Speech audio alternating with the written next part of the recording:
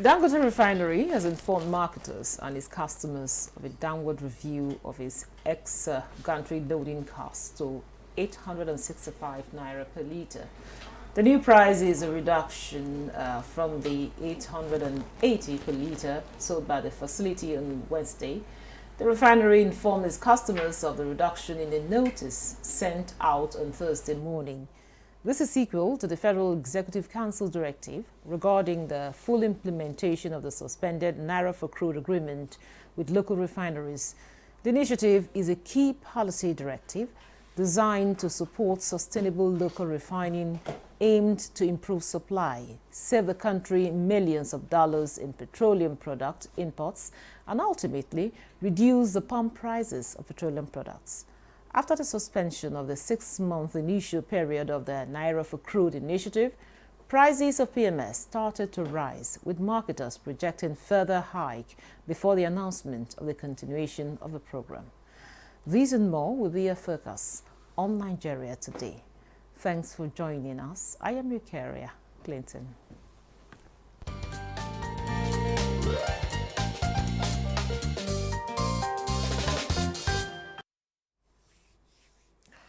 With me in the studio for the conversation is Olabode Shomi.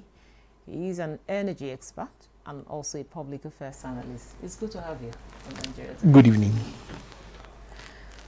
Okay, now we'll just get right into it, Olabode. We just hear, of this reduction in fuel price. Now, but before we go, into that, tell us your understanding of the, of the PMS market in Nigeria. Okay, thank you. The PMS market in Nigeria is significantly not that different from anywhere else. It's the players that differ. And for a long time, we've not had a refinery of significant amount. And with Dangote coming in and the other refineries, there is what you can call a bit of a shift in terms of the stakeholders for the market and the dynamics. So it's a case where we used to import cars, and then all of a sudden you started having Sin and a few others who did assemblage and whatever it is that they did, which affected the market in some sense. But with PMS, it's different. It's different because PMS is a commodity. So for commodities, they have certain characteristics. Their price ranges are usually around the same. They are fungible, just like cocoa, gold, and all that. So particularly, what has happened in the past is that Dangote struck a deal, which is the getting crude for Naira. All commodities typically are priced in US dollars as the global currency. So because Nigeria is a producer of petroleum product, he was able to strike that deal. But that deal was put at a certain state for 6 months. On the strength of that deal, which was therefore on the expiration of that 6 months, the NNPCL, as we know it, or government, put a moratorium and a stop to it.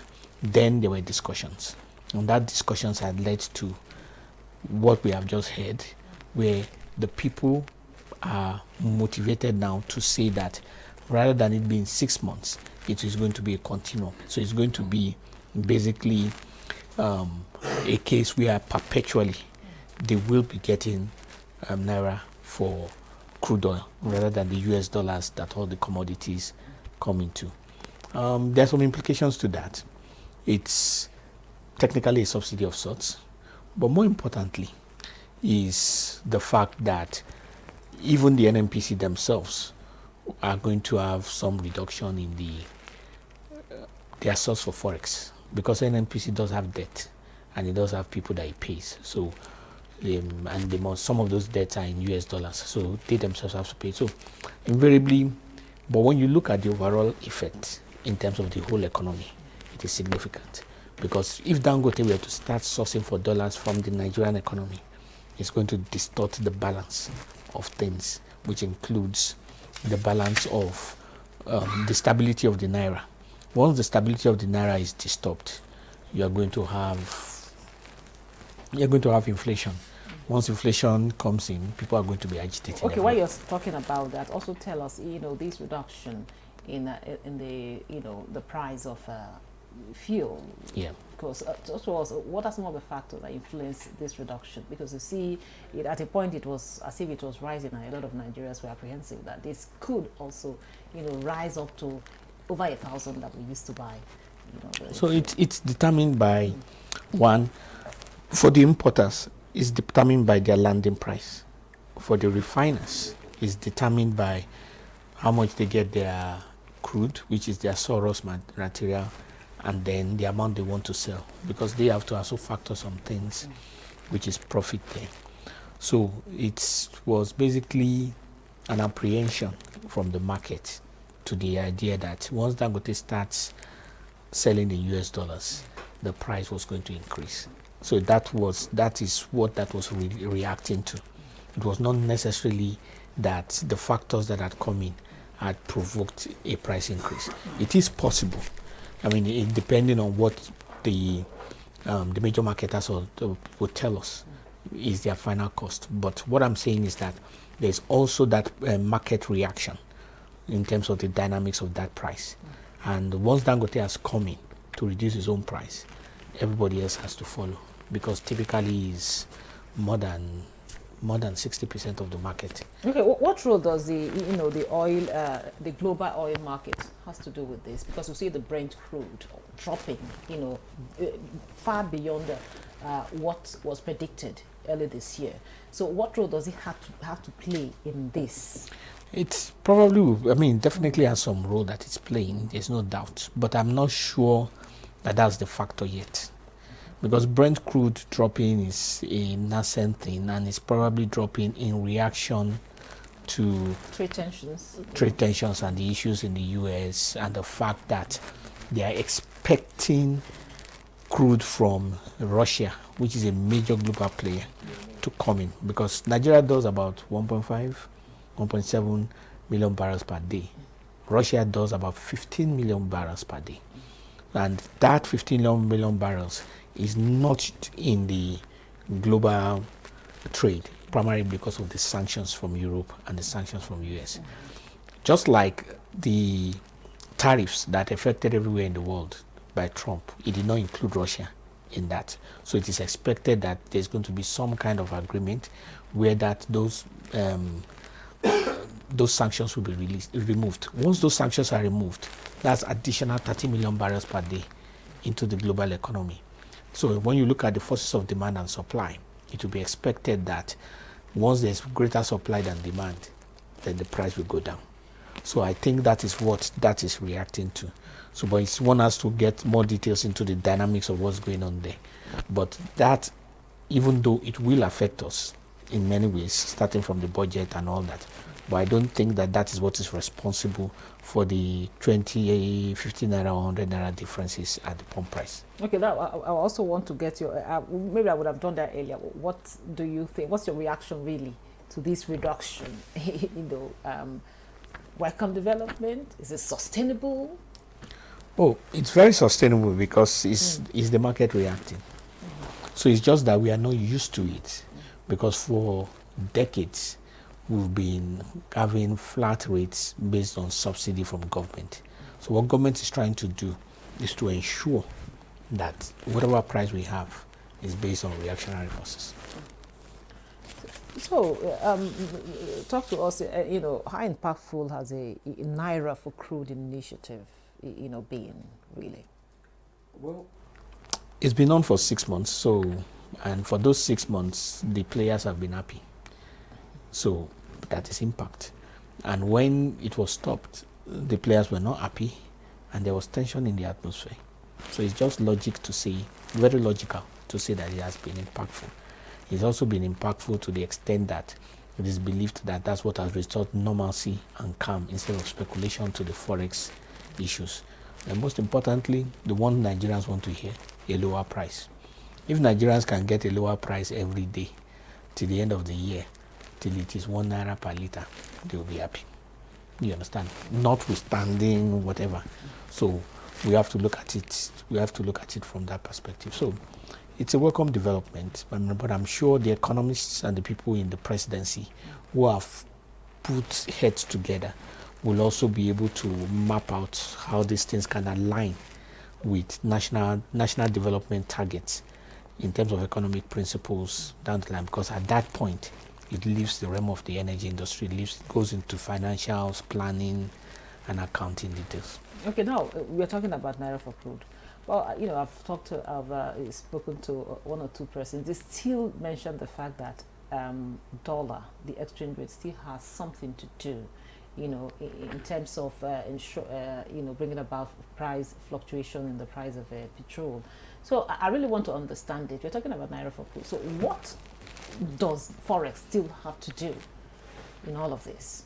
Yeah, because even though they are being paid in Naira, or they are going to buy in Naira, they are technically buying at the exchange rate. So it's not an arbitrary Naira price. So if the crude oil is $70 per barrel, just for the purposes of an example, they are going to pay $70 times 1,500 or whatever the rate is. So if it's 1,500 times 70, and for any reason that exchange rate comes to 1,000, then that price automatically drops. The price they are paying for crude will automatically drop and become 70 times 1,000. So the real factor behind the increases is not so much as the activities of the production, because most of those things have been stable for a long time. The real factor behind the increases is the exchange rate of the dollar to the Naira. And it's not just in the petroleum industry, it's across board, because we are a largely import nation. And I say this because in 2005 or thereabout 2006, we had a couple of trips. One of them I remember very vividly was to Europe. And I think that ticket cost about, was economic ticket, it was a cheap ticket, and it cost about $1,200, which at that time came to about 190 or 195,000 Naira. The same ticket, when we bought it last year, was over 2 million Naira. Almost 2 million Naira. Sorry, almost 2 million Naira. Now, what changed? The dollar value did not really change, maybe like $100 difference or something. But the difference between 190,000 and 1 point something million was the exchange rate in 2005 versus the exchange rate in 2025. So the exchange rate speaks directly to the value more than even the cost of production and everything else. So that's why the exchange rate is a big factor. Okay, we're going to take a break now. The conversation will continue after the break. Don't go away.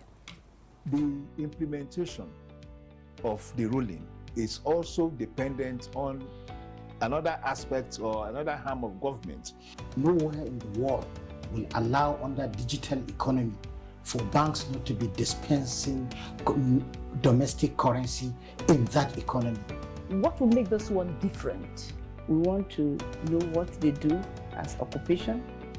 All of these are attributes that our questions have been designed to investigate. In a few days to come, you see that we are all around their own crannies and everywhere in Nigeria, telling people to cooperate. Welcome to Nigeria Today.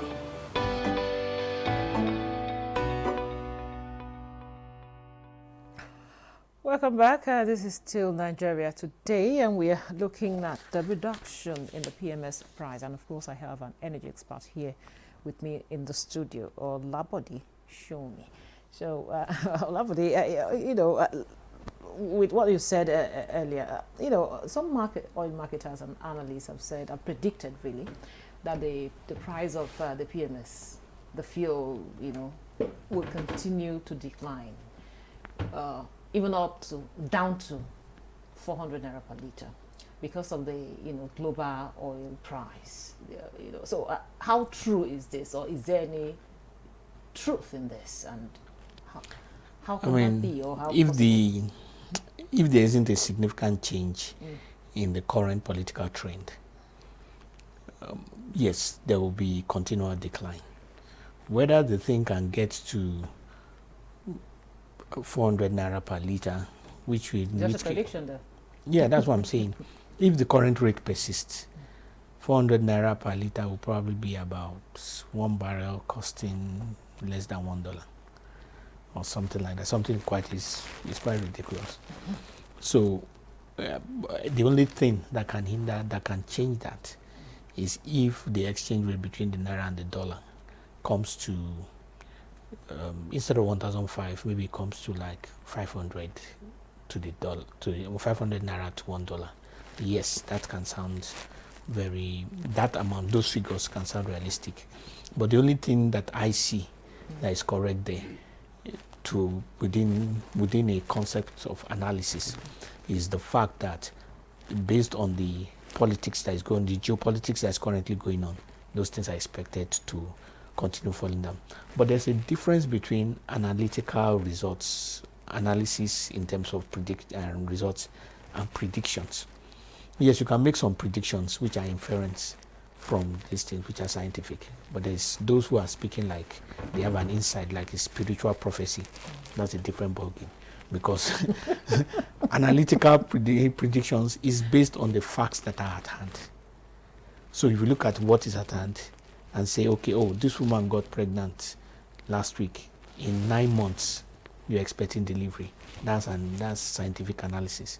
But if the person says it's going to be 8 months and 2 weeks, that's a different game. You get, maybe they are saying something else that we are not seeing. So for that 400 naira, that specific figure, that may be in another realm. I just like the way you analyze it with so much seriousness in you. Okay, but try to say something that is very, very funny. Now, how can the governments, now we're talking about local refineries, this Dangote reducing price, and I must tell you, a lot of Nigerians are really, really happy about it. But again, the funny thing remains. Maybe I should have asked the marketers themselves. But then I think you can also give us answer to this. When there is an increase in price, immediately it reflects.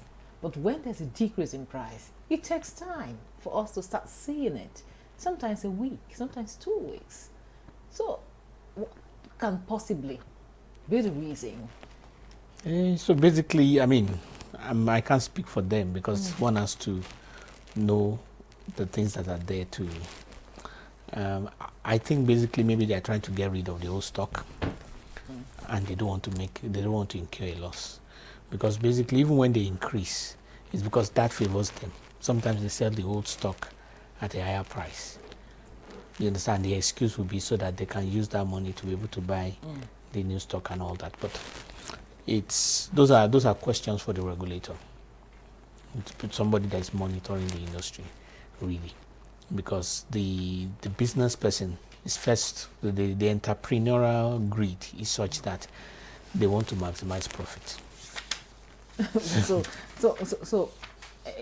how can we these kinds of reduction, really, from your own expert opinion, how can it be sustained over time, and even ensure that we have lower prices, even though you have said that there are certain prices that we just cannot talk about right now with the realities on the ground? So what we have is a free market, and what the government has done in terms of its policies is to allow the thing to be dictated, the price to be dictated by market forces. So it's basically like any sale or any the factors that determine the price include the cost of crude, and that's the most important factor, because it's like 80 or 80 something percent of the cost. Now, when we look at the cost of crude, and the amount that it takes, what basically now needs to happen is that the primary thing that can affect it the most in letting the price go down is definitely outside the influence of the industry, which is the naira to the dollar exchange rate. That's the most realistic thing that can reduce the cost. There are a number of things that can go in, which incentives, operational excellence and all that, but those things are very marginal.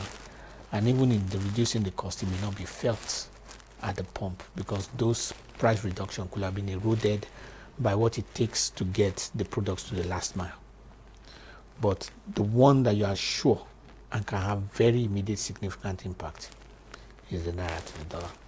So what would be your advice? Because some have also, talked about more refineries coming on board with the, Dangote refinery, reducing price. If we have more refineries, I know some, of course, you see, that's from a layman now.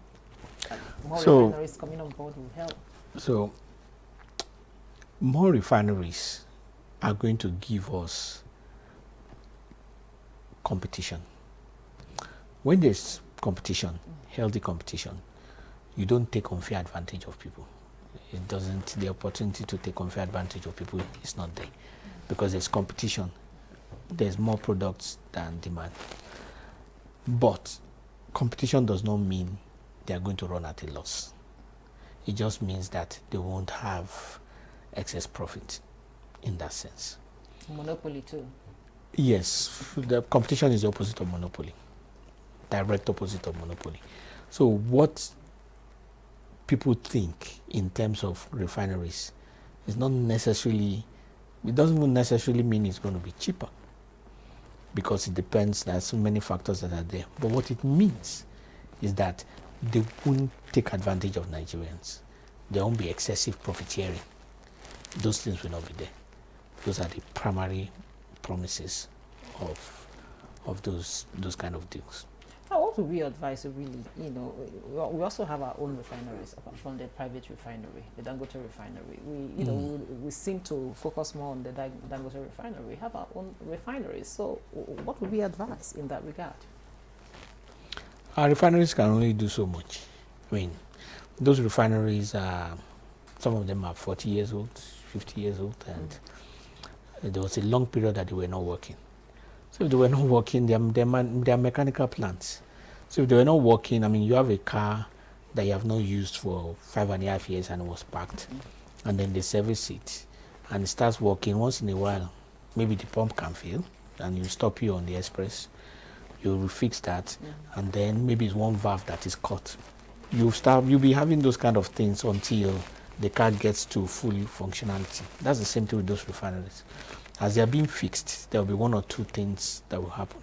Then, more importantly, even when they were brand new, they had such a certain capacity. Those capacities were relatively smaller than what Dangote has. So they can only produce so much. So I think part of the problem in terms of the issues is that the expectations from Nigerians, from those refineries, are misguided. Because it's just big, if it's a refinery. So if there are refineries that do 50,000 barrels per day. There are those that do 20,000 barrels per day, but they are all refineries. But that doesn't mean they are the same thing as the equivalent of Dangote. Thank you very much, Labode Showomi, an energy expert and also a public affairs analyst. Thank you so much for coming on the program and sharing your perspective with us. The pleasure is all mine. And thank you for being part of the program. I'm Victoria Clinton. Have a wonderful weekend.